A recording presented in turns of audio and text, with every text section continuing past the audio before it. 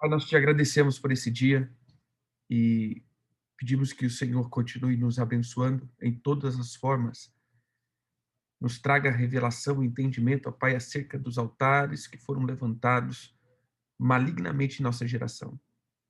Pedimos que o Senhor tenha misericórdia de nós, que o Senhor nos ajude, que o Senhor nos livre de todo mal, que o Senhor nos tire, Senhor, de todas as obras da idolatria, da feitiçaria, da prostituição, meu Pai, da miséria, do fracasso, da enfermidade, que o Senhor nos tire, meu Pai, desses lugares e pedimos que o Senhor estabeleça a tua graça e a tua unção, a manifestação do Senhor sobre nós, em nome do Senhor Jesus.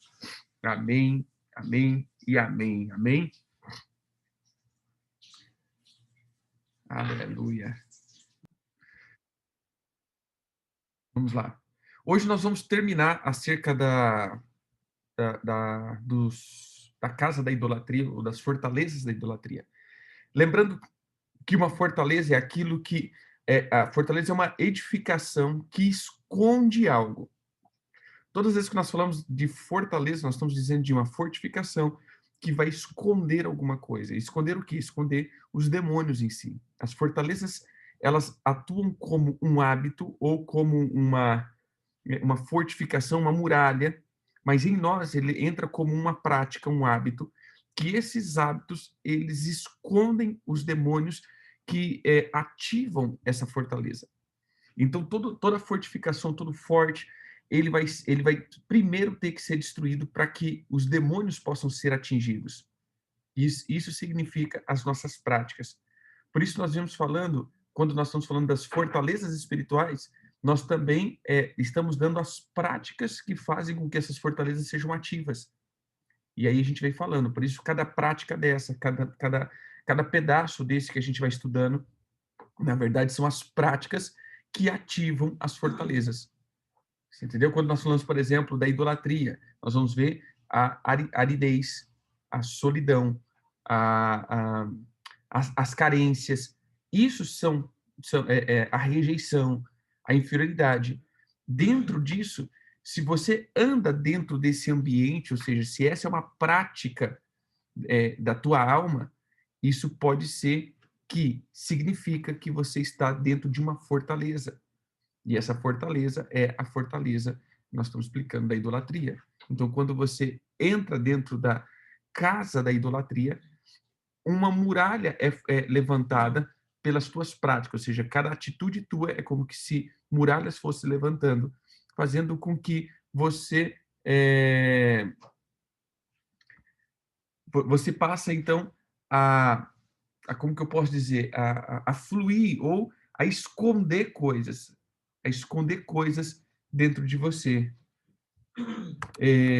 Então nós precisamos quebrar, não só renunciar. Essa é uma palavra que eu tenho usado muito. Não só renuncie, faça com que os sentimentos que operam dentro da... Me fugiu a palavra aqui.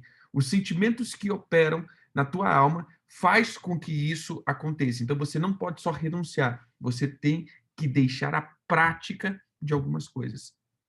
Por isso nós estamos detalhando. Amém? Eu vou pegar aqui agora as últimas coisas para a gente renunciar. Vamos lá. Houve alguns governantes, né, da colonização brasileira, do Brasil, que eles traziam uma característica dessa fortaleza. Então, aqueles que vêm de linhagem. O que nós vamos falar aqui é da linhagem, né? E algumas coisas nessa que trouxe as fortalezas, ou seja, a adoração dada a alguns ídolos que faz com que essa obra seja estabelecida. Então, a adoração dada a Dom Pedro I e a Dom Pedro II, ele estabelece, né, eles foram os que entraram e colonizaram, assim dizendo, ou seja, o ambiente espiritual deles, fortificaram, eles foram os colonizadores aí, eles foram as pessoas que tiveram uma ação bem, bem forte dentro disso.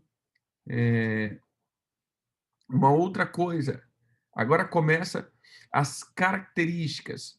Nós vamos ver que todas as vezes que vemos aquela imagenzinha, não sei quem já viu aquela imagem de Maria, José e Jesus, que nós até renunciamos, né, a falsa trindade ali, ou essa falsa característica que é José, Maria e Jesus, ou ou Maria segurando o neném no colo, essa imagem.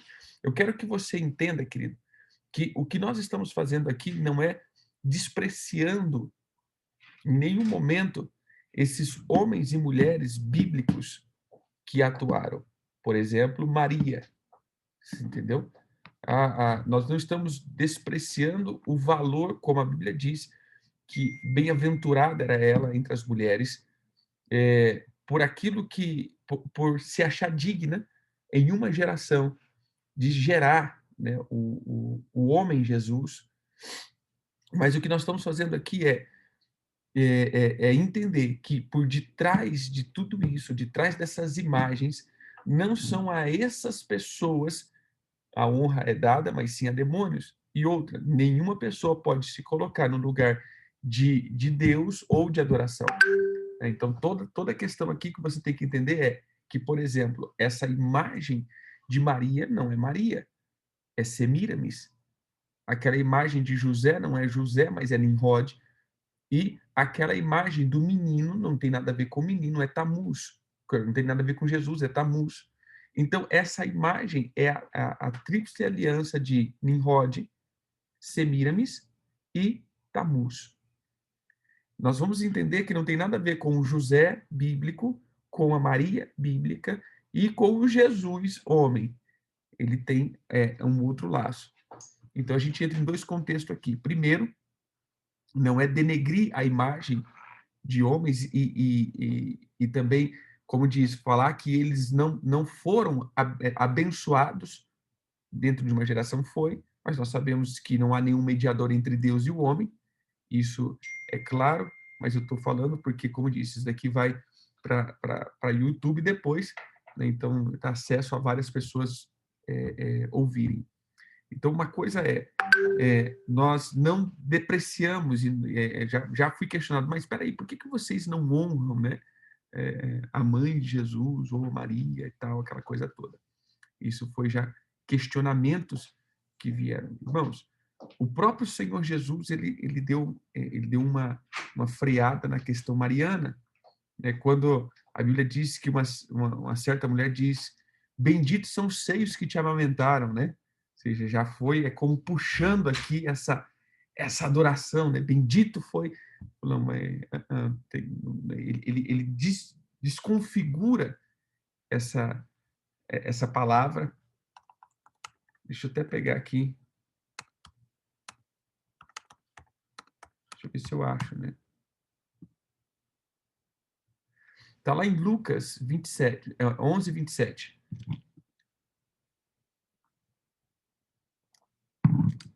Ora, aconteceu que, ao dizer Jesus essas palavras, uma mulher que estava entre a multidão exclamou e disse: bem-aventurado aquela que te concebeu e os seios que te amamentaram.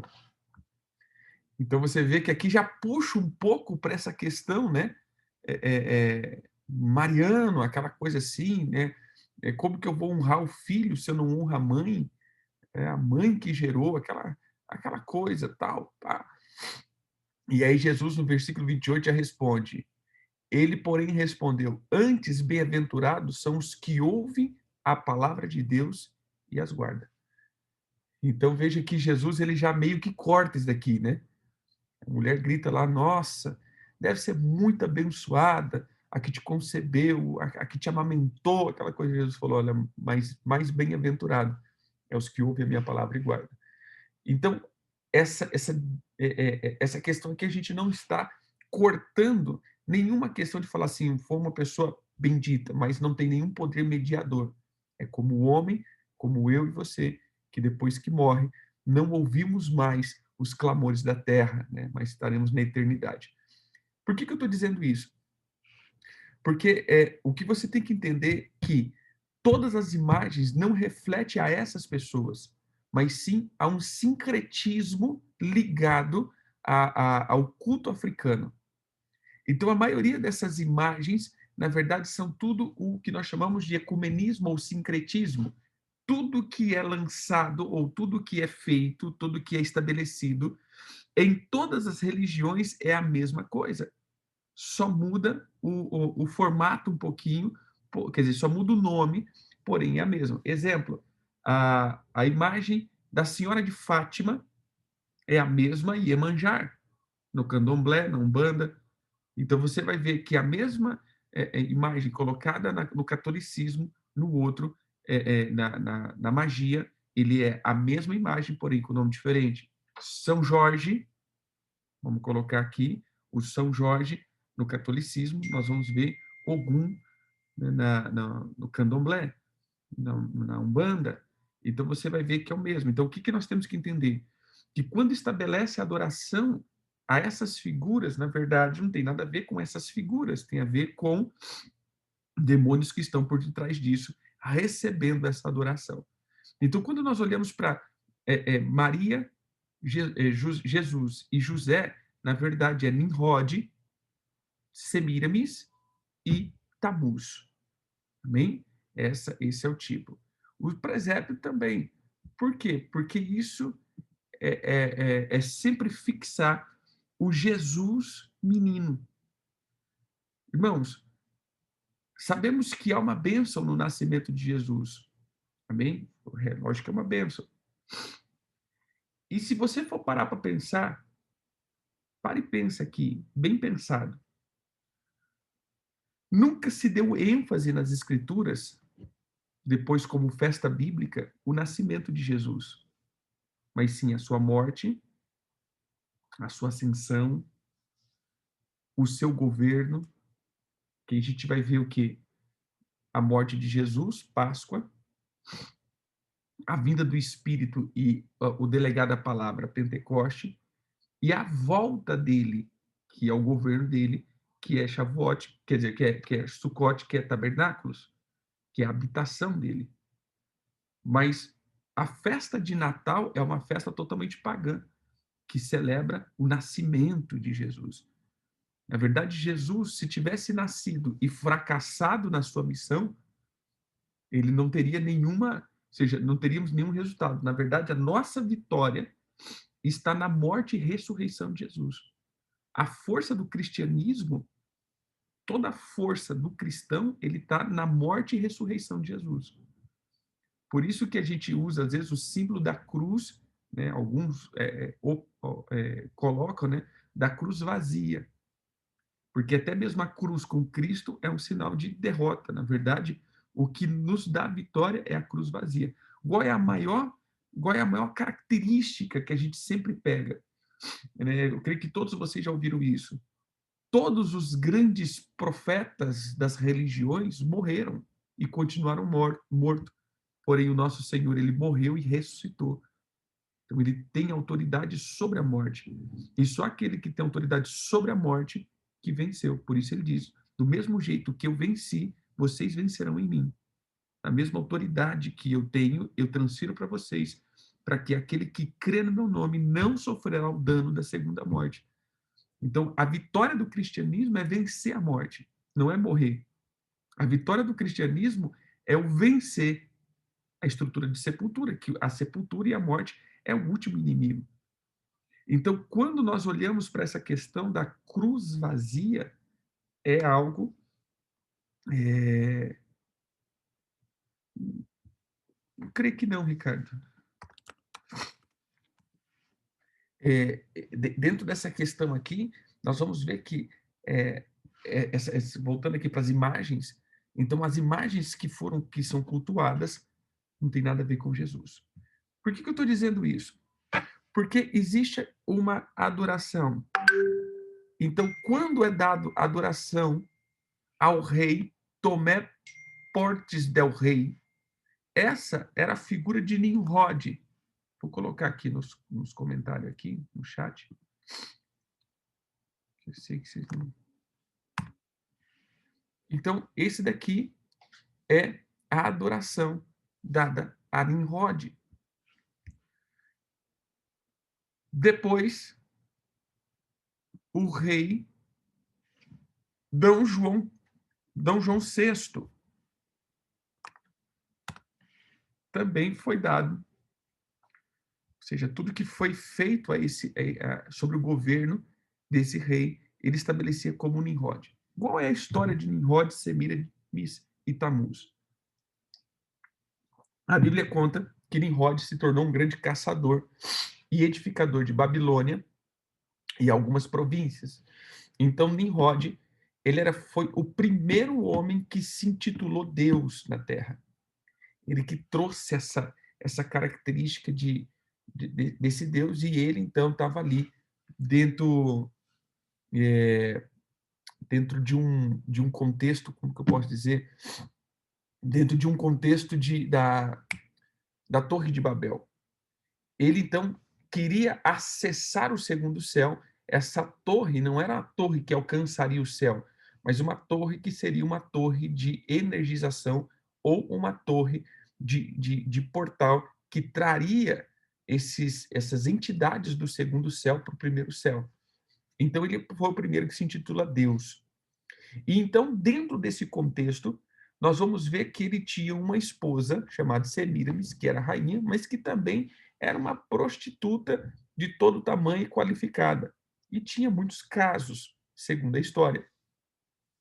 Então, quando ele morre, Nimrod morre, Semiramis, para não perder o governo, e ela engravida de um desses casos, ela diz que, na verdade, ela não engravidou por algum contato sexual, ela engravidou porque agora ela estava gerando Tamuz, que é a reencarnação de Nimrod, para continuar. Então, essa questão da Maria segurando o filho, da imagem, não estou dizendo lá a pessoa, diz a imagem que está Maria segurando o filho, na verdade é Semiramis com Nimrod, que segundo ela era a encarnação, segundo, com Tamuz, perdão, que era a encarnação de Nimrod.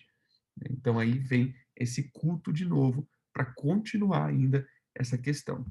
Então todas as senhoras, né, as santas, elas também são a qualificação dessa estrutura de Babilônia. Então toda adoração que é dado, preste atenção, a Pilar, Semiramis é mãe de Tamuz,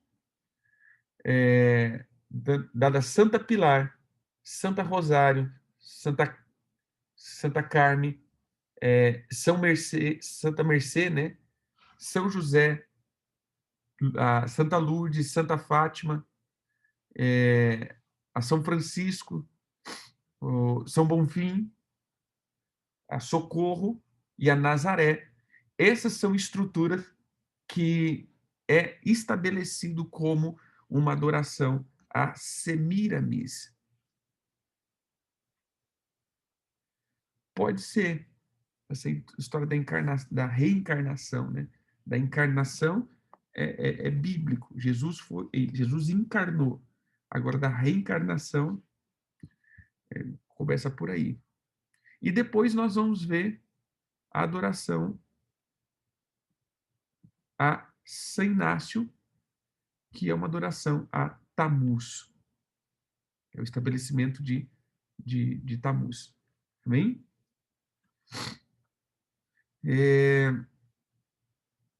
Eu creio que é isso.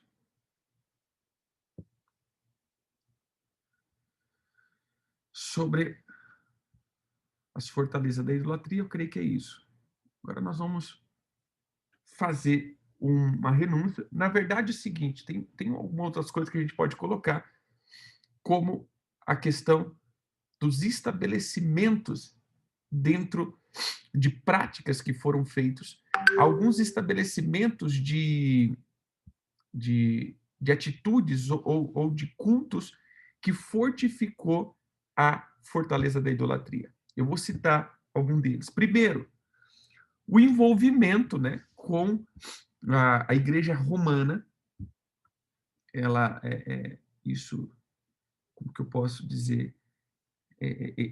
Isso estabelece uma fortificação da idolatria, né, porque ali é a Babilônia, é o contexto. Volto a dizer, querido, não estou falando de pessoas, não estou dizendo quem frequenta, eu estou dizendo do sistema. Eu deixo bem claro aqui, porque as pessoas às vezes estão nos assistindo pela primeira vez. Não estou aqui falando contra pessoas, eu estou dizendo aqui contra sistema. Como nós, evangélicos, protestantes, que muitas vezes nós vemos aqui também falando desse sistema evangélico que tem se tornado corrupto, né? Assim a gente também fala do sistema romano que tem se tornado corrupto, né? É por causa da questão da idolatria e por se parecer, por se associar à Babilônia, né? Então, quando a Bíblia diz da grande meretriz, porque tem cara de cristianismo, porém, por detrás, tem um culto muito bem estabelecido aos demônios, né? Beleza, vamos lá. Então, o envolvimento com o catolicismo, com todas as suas práticas, né? A adoração ao Papa, a hóstia, o culto mariano, o batismo, carregar a cruz, tudo isso ele estabelece também. As festas regionais. Então, todas as festas, querido, preste atenção, todas as festas é um culto. Você tem que entender isso. Sabe, às vezes, não é você só viver. Eu sempre uso, e parece que há uma discordância. Irmão, você não pode quebrar o contexto espiritual das coisas. Tudo é espiritual, mas também a gente tem que viver o natural. Eu falo isso para as pessoas. Tudo é espiritual, porém a gente tem que viver o natural também. Nós não podemos só viver as dimensões espirituais no sentido de não conseguir trazer isso para a Terra. Tá? Mas o que eu vou dizer aqui é, toda festa é um culto. Toda festa que você faz é um culto. Toda festa que você vai é um culto. Você vai estar cultuando alguém. Quem está por detrás dessa festa? O que está sendo estabelecido por detrás dessa festa? Eu vou fazer uma festinha em casa, é um culto? Sim, querido. É um culto de ação de graça. Nós estamos felizes por alguma coisa. Você entendeu? Aí eu vou fazer um churrasco, chamar meus amigos. Mas por que você vai fazer um churrasco? Ah, cara, eu estou feliz. Tá? Então, a gente está cultuando a Deus aqui, né? Celebrando. Acaba sendo um culto. Todo ajuntamento de pessoas vai ativar alguma coisa, sendo bom ou ruim. O problema é que as festas regionais, as festas da Igreja Católica aqui, em si, a romana, ela tem todo um cunho. Por exemplo, a festa junina. Não vou nem falar das igrejas, né, que a gente faz a festa junina gospel, forró gospel, o borogodó gospel. Mas eu vou dizer aqui, irmão, a festa junina já está logo dizendo que é uma festa em homenagem a São João. E quem é São João? Xangô. E Xangô tem a justiça, a fogueira, tem tudo. Ou seja, as pessoas entram nessas coisas já, parece que já sabendo, mas a gente coloca o nome gospel e já está tudo legal. Mas então, toda a festa junina, a festa junina em si, é uma homenagem a João, né? As quermesses, a festa do Divino Espírito Santo, que eu não esqueci, o apóstolo Zé vai ministrar em nome de Jesus para nós essa questão, quebrando aí os pactos. Círio de Nazaré, Padre Cícero, São Pedro, Cosme Damião. Né? Aí vai lá para o dia da criança, no dia da criança, faz lá a festa cheia de pirulitinho, que não sei. Por que não faz outro dia, irmãos? Desculpa às vezes ser enfático assim. Por que a gente não faz outro dia? Tem que ser na festa nos dias das crianças, que na verdade não tem nada de dia das crianças, que é dia de festa de Cosme Damião e Aparecida.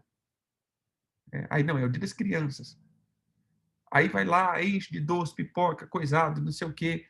E aí a gente influencia isso daqui e joga para as nossas crianças.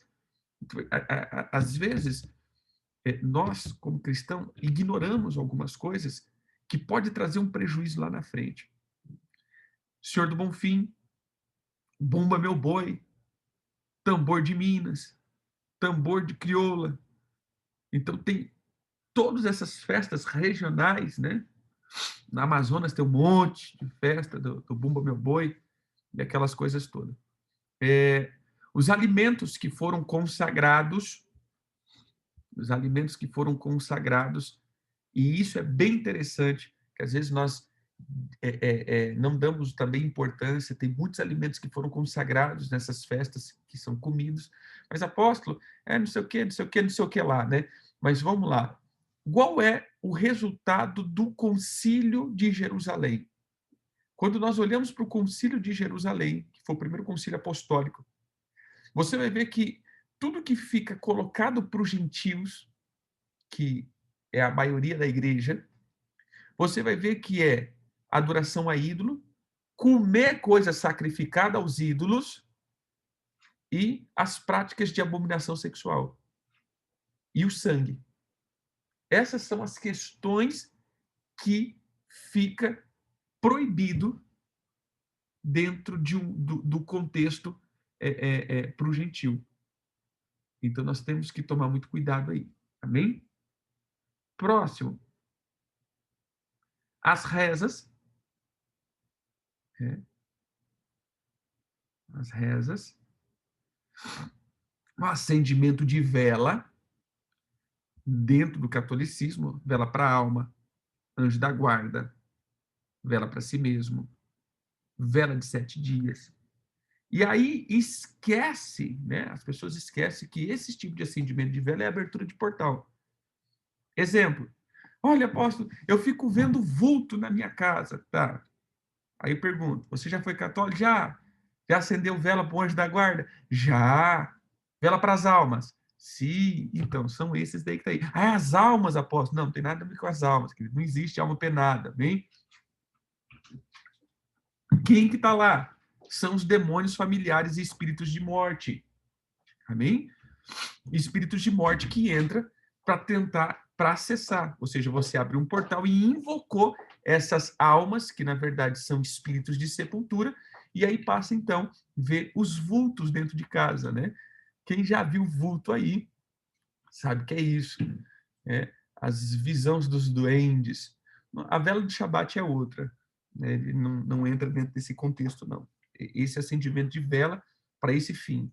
A vela dos 7 dias, a vela para as almas, a vela para o anjo da guarda. Ou seja, você está invocando esses espíritos, né?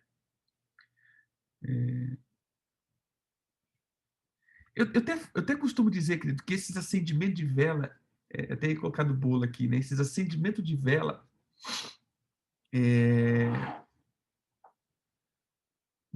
interessante, Renato.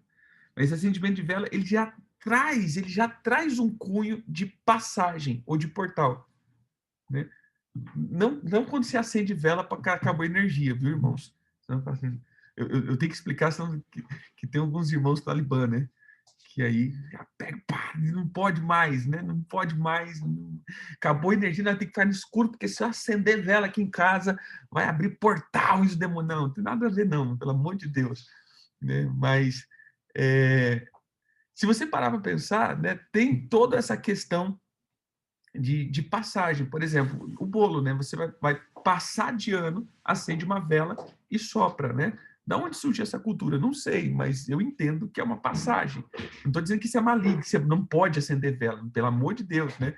Agora não vai ter mais vela no bolo, porque o apóstolo diz que quando você acende vela no bolo, aparece 4 demônios. Não, nada a ver disso. Mas o que eu estou dizendo é ele simboliza essa passagem, né? Simboliza o irmão talibã, uma coisa para outra, né? Então a gente tem que prestar um pouco de atenção aí. Vamos lá. Outra questão. Os lugares de adoração que já foi feito, Aparecida do Norte, Juazeiro, né? Bahia, Belém. Ah, eu fui na Bahia, fui no Belém. Não. Você foi para fim de adoração. Bem, queridos, que ali são lugares que estabelecem algum tipo de adoração. Meios de adivinhação, que às vezes as pessoas já fez ou consultou, o copo, tesoura, bacia d'água, pó de café, a tábua de Ouija, né? Acho que é isso, que fica lá. Quem que não gostava de brincar na escola com compasso, né? Invocar, tem a gente aí, né? Tem gente. Aí depois, meu irmão, abriu, não é nem um portal, abriu uma porteira para muita coisa, não sabe, invocando demônio, né? Invocação de demônio, e depois só via gente endemoniada, né? Então, assim, são coisas que vão fazendo que a gente não presta atenção. As enfermidades. Tem algumas enfermidades que são, na verdade, não muito enfermidade. Eles passam a ser, às vezes, até mesmo algumas questões espirituais. Vícios, alcoolismo, droga, jogo de azar, prostituição, homossexualidade, pornografia, bestialidade, compulsão a remédio, roubo, furto, os incestos, glutonarias. Então, a gente vai ver o lesbianismo, eles podem ter alguma porta que pode ter aberto dentro disso. Então, a gente vai colocar aí, por exemplo, a pessoa teve um problema forte aí com alcoolismo, com droga. Ah, mas apóstolo, eu já não fluo mais, né? Eu usei droga uma temporada da minha vida, porém, não mexo mais com isso, agora sou crente. Tudo bem. Aí a pergunta que não quer calar, como estão as tuas finanças? Você entendeu? Ah, mas é sempre instável. Por quê? Porque você abriu um ciclo de miséria lá atrás e, às vezes, não quebrou isso daqui. Esse altar não foi quebrado direito. Teve com álcool, então, é, com fumo. Então, a gente vai ver dentro de algumas questões que pode prejudicar lá na frente e a gente não sabe. Sonhos que são sempre constantes, né? Sonhos que são sempre constantes. Deixa eu aproveitar esse tempo aqui e passar para vocês.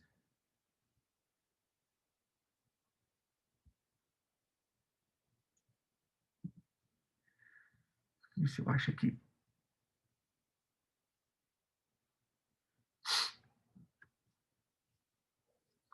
Vamos lá. A gente vai renunciar algumas coisas. Depois vocês voltam 532 vezes aqui para ir pegando, até por causa do nosso horário aqui. Mas vamos lá. As enfermidades. Dor de cabeça constante, o trem não passa. Pode ser físico? Pode ser físico, porém pode ser espiritual. Tá? Eu estou dizendo aqui, você tirou a hipótese de ser físico, pode ser um contexto hormonal, pode ser um contexto, algum problema do teu corpo, mas também que pode ser alguma coisa do teu espírito. Então, tire todas as possibilidades. Então, por exemplo, uma dor de cabeça constante pode ser algum contexto de Iemanjá, Nosferato e Astar.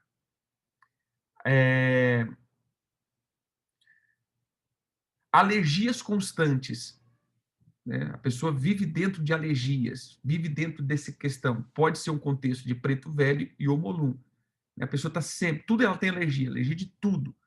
Pode ser uma questão hormonal, pode ser uma questão realmente do teu corpo, porém pode ser também essa questão de pactos que foram estabelecidos lá atrás. Desmaios ou convulsões, pode ser, como eu disse.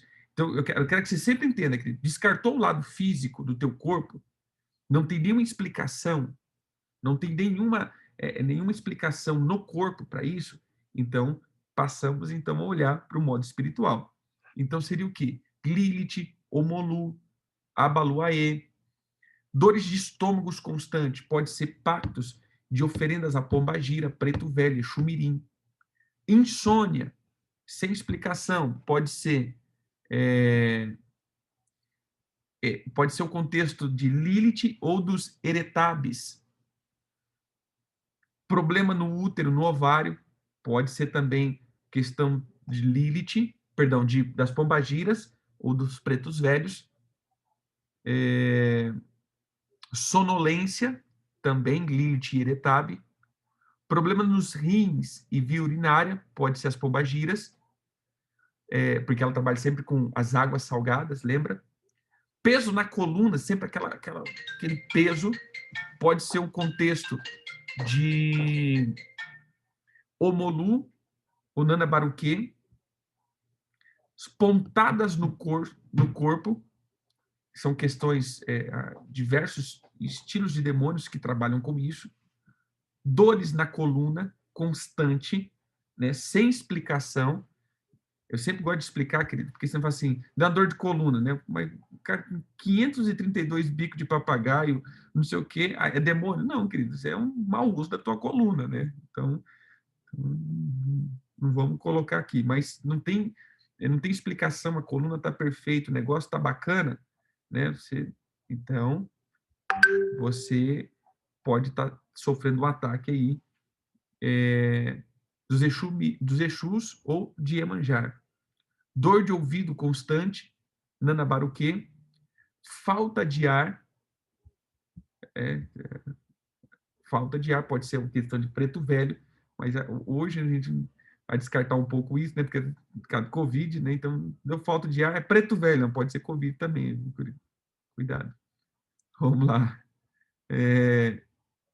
Queimação nas pernas, um contexto de preto velho, dormência em parte do corpo, pode ser Exus, epilepsia, né, um contexto de Lilith, pode ser, queridos. Entenda isso aqui. Toda epilepsia é demônio? Não. Hein? Pode ser uma questão do corpo também. Disritmia, pode ser um contexto do Exu, Giramundo e de Lilith. Alteração de visão, de repente começa a ficar turva a visão, o Exu Sete Escama ou Santa Luzia. Nervosismo e depressão, pode ser um contexto de Lilith. Dores nos joelhos, constante, problema nos joelhos, Exu Mirim. Dor no cóccix, Kundalini. Nas pernas, Ogum. No fígado, Zé Pilintra. Um contexto de câncer, de lepra, pode ser um ataque de Xangô, ou Exu Caveira. Dores nas juntas, aí a gente vai ver a devoção dos ídolos, né, que a Bíblia diz. Tremores, deve ter umas tremedeiras, questão de Iemanjá. Estafa, Lilith. Pânico, Beuzebu. Às vezes tem uma impressão de inchaço no corpo, é um contexto também espiritual que tem que ser desligado. Amém? E a questão dos sonhos. Deixa eu ver se eu acho aqui.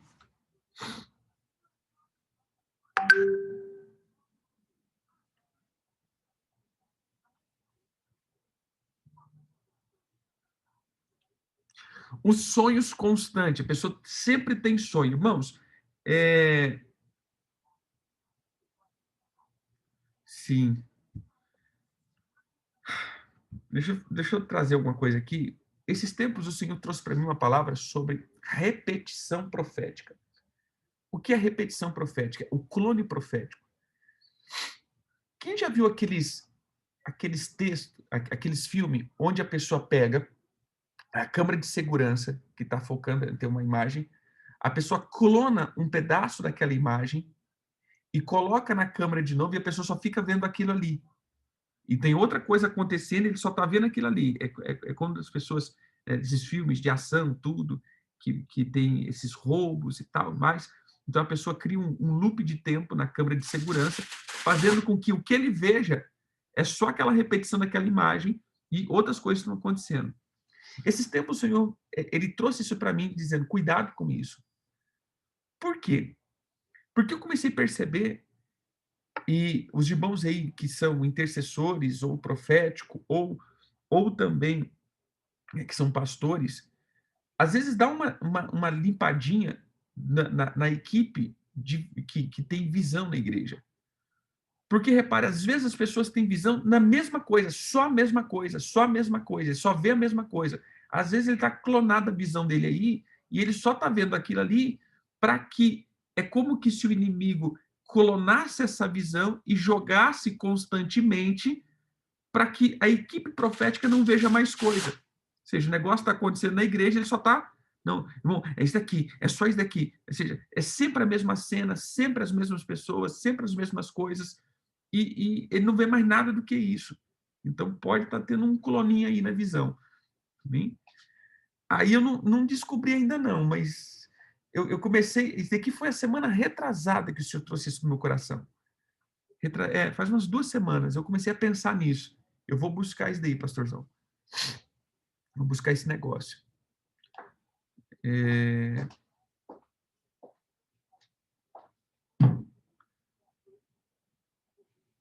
Então, essa questão do medo pode ser uma questão demoníaca, ou um trauma, né? Ou um contexto aí de Lilith, pode ser sim. Vamos lá. Então, quais são os sonhos constantes? Pantera, tigre, felino, pode ser uma questão de Yansan, tramando ciladas. Cão, lobo, pode ser uma questão dos falsos líderes ou falsa profecia. Parente morto, a pessoa está sempre, ele está tendo, todo sonho tem um parente morto. Então pode ser um contexto dos espíritos familiares. Ou seja, ele está sofrendo um ataque aí pelos espíritos familiares.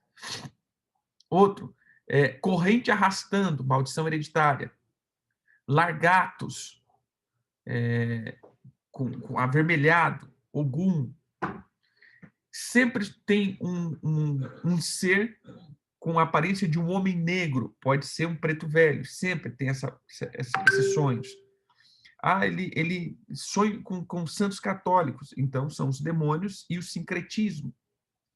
Sempre sonhando, mas no sonho está sempre um cemitério, espírito de morte. Está sempre sonhando com serpentes.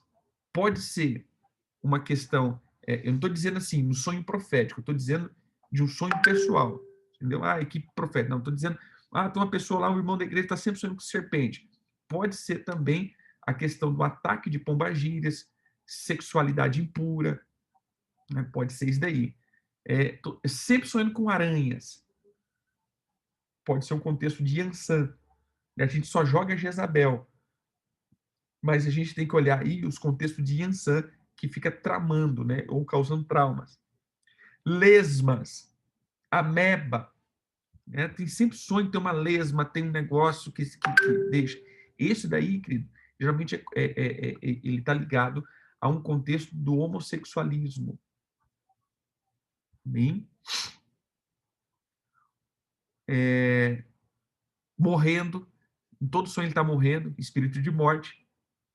Amarrado, Lilith.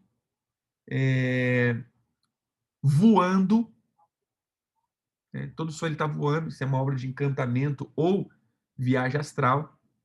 Macaco, esse é um contexto de Beelzebul. Em todo sonho ele tem um acidente, que são espíritos de destruição ou morte, com crianças, Exu Mirim, Cosme e Damião, com homem de capa, esse pode ser o Exu da morte ou capa preta, como a gente falou da figura de um homem negro, a figura de uma mulher negra sempre, naquele sonho está sempre essa figura, pode ser um contexto de preta velha.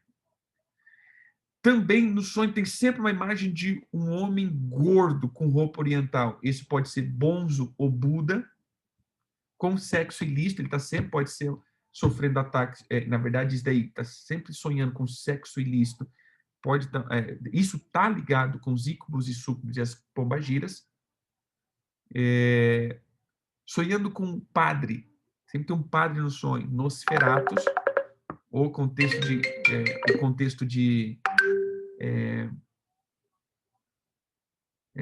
das contendas, águas, com uma água azul, com uma mulher vestida de azul, Iemanjar, e perseguição, que é o espírito de morte, e com sapo, que são as questões de voodoo.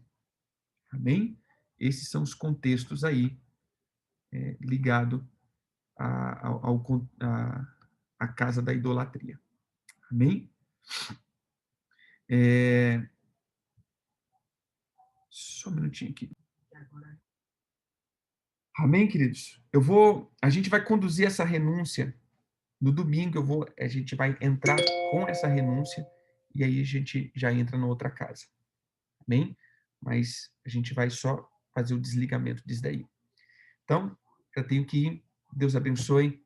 Fiquem com Deus. Shalom, shalom.